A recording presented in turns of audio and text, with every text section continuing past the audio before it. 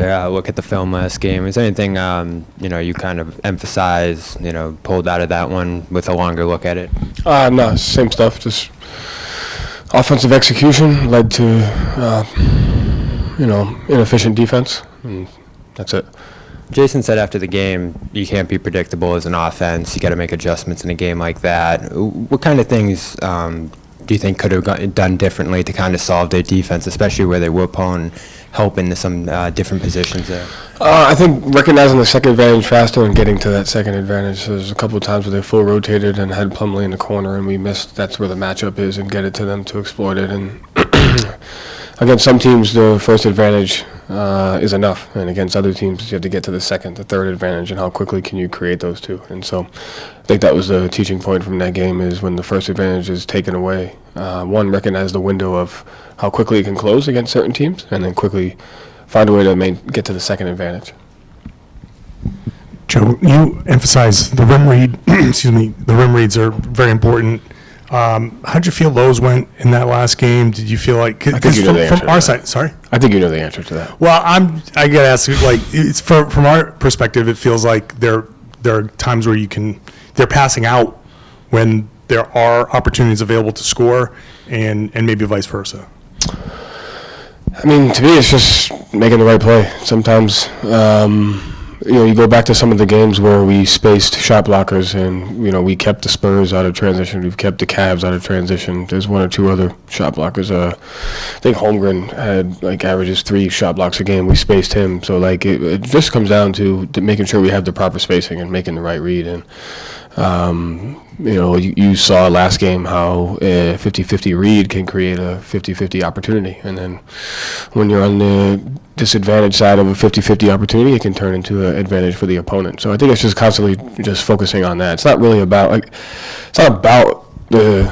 for me, we've never really talked about take these shots, not these. We've just said make the right play and have an understanding of what the right read is depending upon our spacing, the coverage, and what you see when you drive, Joe, obviously the Clippers remembered the game from December. They played with a kind of an agenda they wanted to get back. Do you push your guys to kind of feel that way sometimes to get back to, or do you try to shape the attitude of the team after a tough loss, after a bad loss, or do you just kind of let them determine how they approach the next game? What do you mean? Like, should you guys be pissed tonight? Should you be upset after losing by 20 at home and booze and obviously now tough consecutive games? Mm-hmm. Should we be pissed? Yeah, I mean, nobody's happy with losing, but if you're too pissed, then they'll distract you from getting ready for the Pelicans. So whatever feeling you got to feel it. Just don't let it get in the way of preparing for the Pelicans, Have you seen sometimes over the years, not even this year, where the attitude affects the play? I see attitude affect everything. I see teams that want to win too much. I see teams that want to play so perfect they don't play good at all. I see teams that don't want to play perfect, play well. I think it's just, to me, it all comes down to what can we take from the game and how do we apply it to the next game, and nothing can distract us from getting ready for the Pelicans. And so everybody looks at losing as a distraction, but winning can be a distraction. And so if you win continually and you feel good about yourself, that can get in the way of having a balance of what you feel like you need to get better at as a team, So everything's a distraction. It's just a matter of how you handle it. And so I don't care if we're pissed, happy. It doesn't really matter. What matters is we come ready to play. I hate losing, but I also don't want it to get in the. I can't let it get in the way of preparation. So if I sit around all day yesterday talking about how much I hated losing, then how am I getting ready for the next game? I'm not going to say you wanted to happen Saturday what happened, but sometimes is humility good?